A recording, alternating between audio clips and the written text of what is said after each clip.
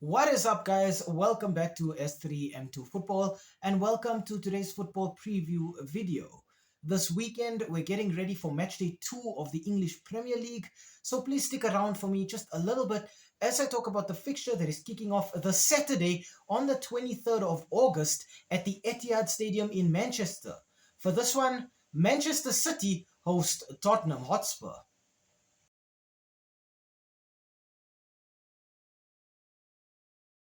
We start off today's video with the home side here being Manchester City. The Citizens are obviously first in the Premier League after a single fixture following their 4-0 win away at Wolves last weekend. The first player I have to talk about for Manchester City has got to be Norwegian centre-forward Erling Haaland.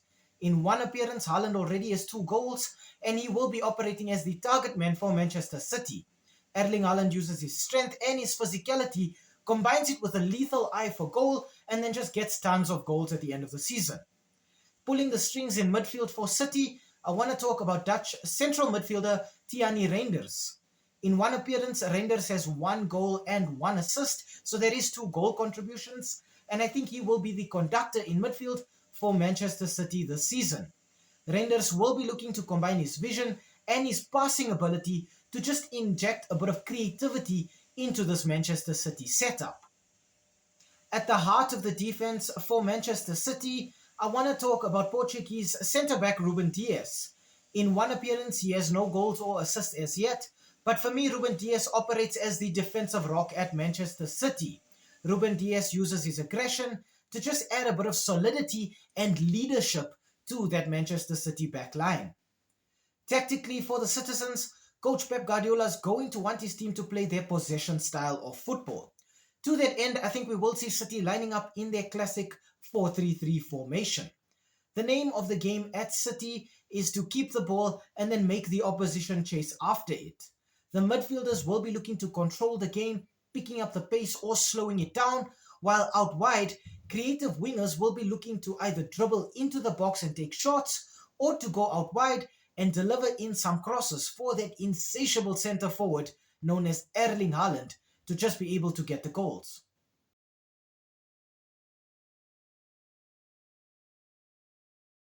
Looking at the away team for Tottenham Hotspur, the last game for Spurs did end in a 3-0 win at home against Burnley, meaning that right now Spurs are third in the English Premier League. The first player I have to talk about for the Lily Whites has got to be Brazilian centre forward Richarlison, who has 2 goals in 2 appearances already this season. For me, Richarlison is going to operate as a bit of a roaming centre forward, looking to find space behind that opposition backline and then use his speed and his movement both on the ball and off it to be able to break through those defensive lines. Out wide creatively for Spurs, I want to talk about Welsh winger Brennan Johnson. In one appearance, Brennan Johnson already has 1 goal, and for me, he can operate either as a traditional winger or an inverted winger. Brennan Johnson has tons of pace, phenomenal dribbling ability, and I think he uses that to great effect at Spurs to be able to add some creativity out wide to that team. At the heart of the defense for Spurs, I want to talk about Dutch centre-back Mickey van der Ven.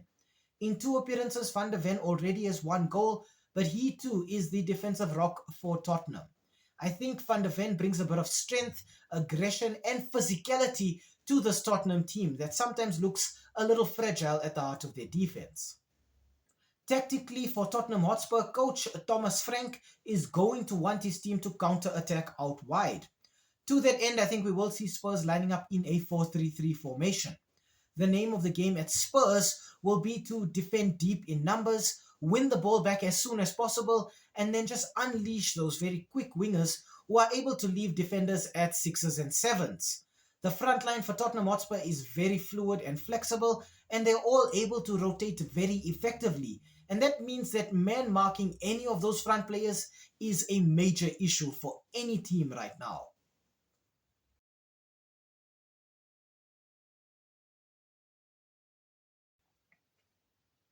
Okay, on to the head-to-head and our verdict. Now, the last 5 fixtures between Manchester City and Tottenham Hotspur have ended in 3 wins for the Citizens and then just 2 wins for Spurs. This will be a typical clash of footballing ideologies. Manchester City obviously wanting to approach this game with that possession style mindset, and then Spurs obviously approaching the game with the counter attack mindset instead. Pep's team will be looking to control the game, while Thomas Frank's team will be looking to pick their pockets and steal a goal as often as they can. This is actually the first real test for both of these teams in a new era for both clubs. For Spurs, this is the next stage of the post-Son Heung-min era, and for Manchester City, it's about where this team goes now that Kevin De Bruyne has departed and joined Napoli instead. There are big injuries on both ends for both of these teams as well. City are without the services of Phil Foden, Edison, Rodri, Gvardiol, and Mateo Kovacic, while Spurs are without James Maddison, Kulusevski, Destiny Udogi, and Dragusin. This means that both teams are lacking a little bit of creativity everywhere on the pitch, but I do think that both teams still have enough in the tank to be able to put on a show and provide us with some very exciting and competitive football. I think when we look at City, they do have a bit more depth when it comes to finding replacements in the areas, while for Spurs, it's more about getting this team to gel as a unit. I do think that both teams will score, but I think with this fixture being played at the Etihad in Manchester, Manchester City have an obvious home ground advantage, and I think they will press that advantage and use it to win this match. My score prediction for this one is going to be Manchester City 3, Tottenham Hotspur 2.